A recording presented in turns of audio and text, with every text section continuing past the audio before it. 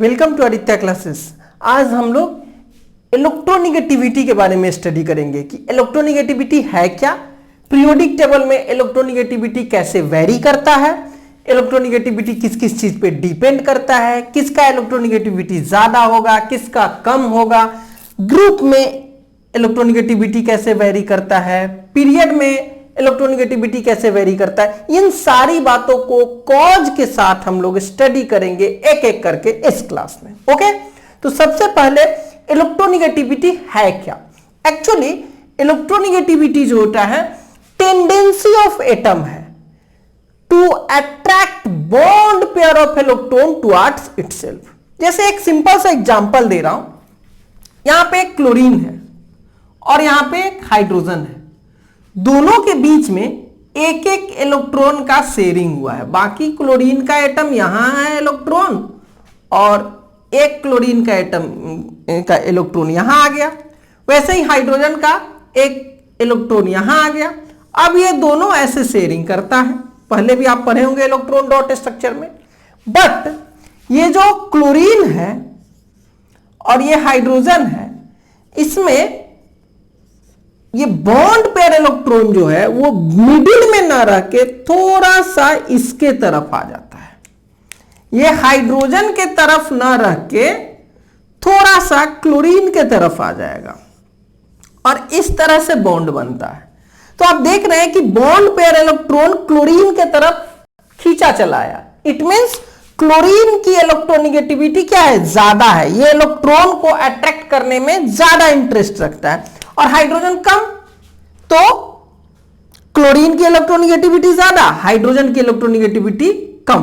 तो इस तरह से हम देख सकते हैं कि इलेक्ट्रोनिगेटिविटी क्या हुई, tendency of an atom to attract bond pair of electron towards itself.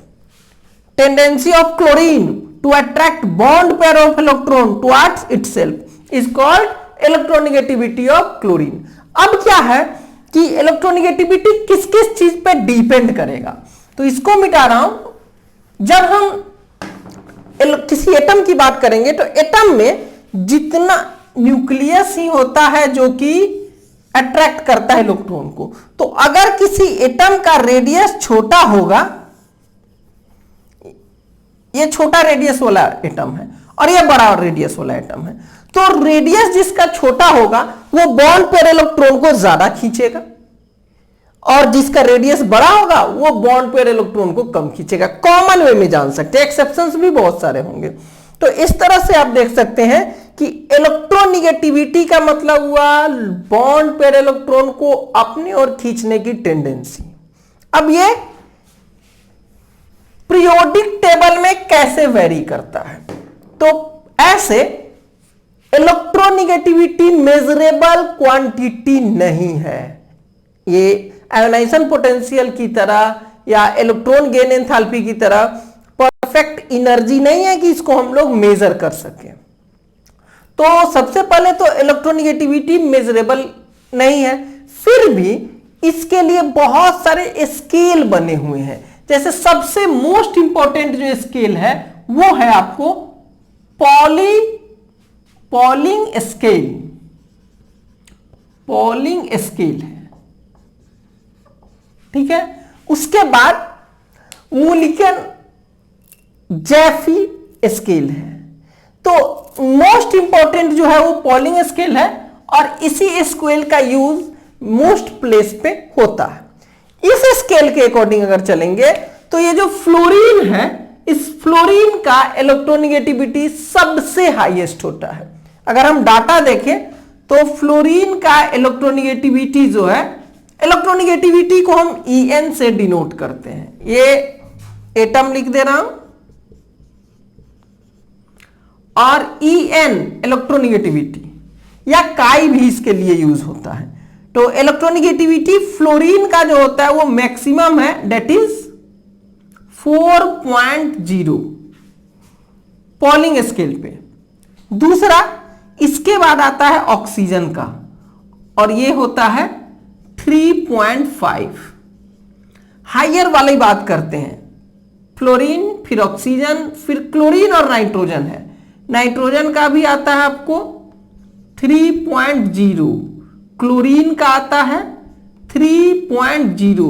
ये सब हाई इलेक्ट्रोनिगेटिविटी वाले हैं और हाईएस्ट इलेक्ट्रोनिगेटिविटी सबसे ज्यादा किसका है? ये F का। अगर लो इलेक्ट्रोनिगेटिविटी की बात करें तो इधर के एलिमेंट्स जो होंगे वो यहां तक, ये लो इलेक्ट्रोनिगेटिविटी होगी। जैसे अगर इलेक्ट्रोनिगेटिविटी इधर की बात करें, इलेक्ट्रोनिगेटिविटी तो हाइड्रोजन का 2.1, ये लिथियम है, यहां पे कर दे रहा हूं, हाइड्रोजन का 2.1 हुआ, लिथियम का 1.0, सोडियम है तो ये 0.9, एक एक पॉइंट घटते चला जाएगा, पोटेशियम है तो 0.8। इस तरह से देख रहे हैं कि जब हम पीरियड की बात कर रहे हैं, सॉरी इसमें ग्रुप है, अगर सेम ग्रुप की बात करें तो टॉप टू बॉटम क्या हो रहा है? डिक्रीज करते चला जा रहा है, ये डिक्रीज कर रहा है। तो इलेक्ट्रोनिगेटिविटी सेम ग्रुप में टॉप टू बटन डिक्रीज करता है। इलेक्ट्रोनिगेटिविटी सेम ग्रुप में टॉप टू बटन डिक्रीज करता है।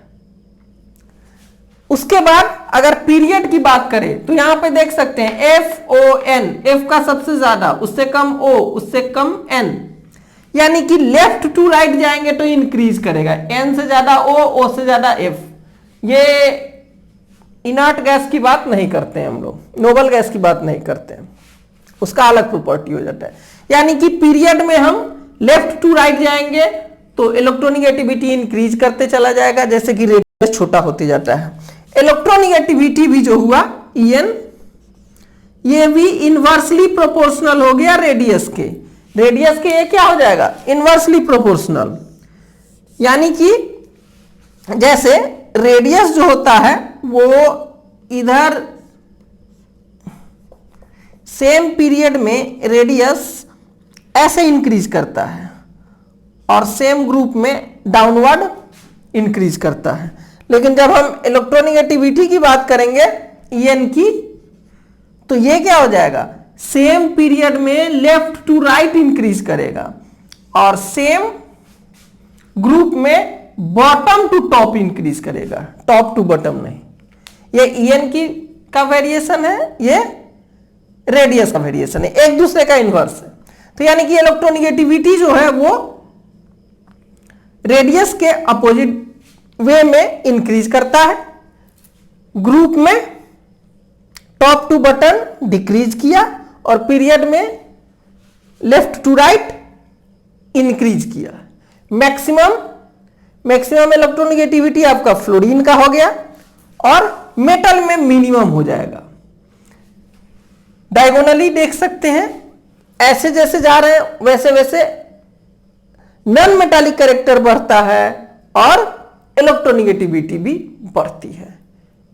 इस इलेक्ट्रोनिगेटिविटी के बेस पे और भी बहुत सारे टॉपिक्स हम लोग डील करते हैं। जैसे अगर दो एलिमेंट है उसके बीच में इलेक्ट्रोनिगेटिविटी का डिफरेंस 1.7 से ज्यादा होगा तो वो आयनिक कंपाउंड होगा, अगर 1.7 से कम होगा तो कोवेलेंट कंपाउंड होगा, और 1.7 हो तो 50% आयनिक 50% कोवेलेंट। यानी कि कोई कंपाउंड अगर आयनिक है या कोवेलेंट है तो उसको पहचानने के लिए इलेक्ट्रोनिगेटिविटी में बॉन्ड में देखेंगे, बॉन्ड है तो अगर डेल्टा En दो बॉन्डेड एटम के बीच का इलेक्ट्रोनिगेटिविटी का डिफरेंस अगर ग्रेटर देन 1.7 हो तो उस केस में वो कंपाउंड क्या हो जाएगा?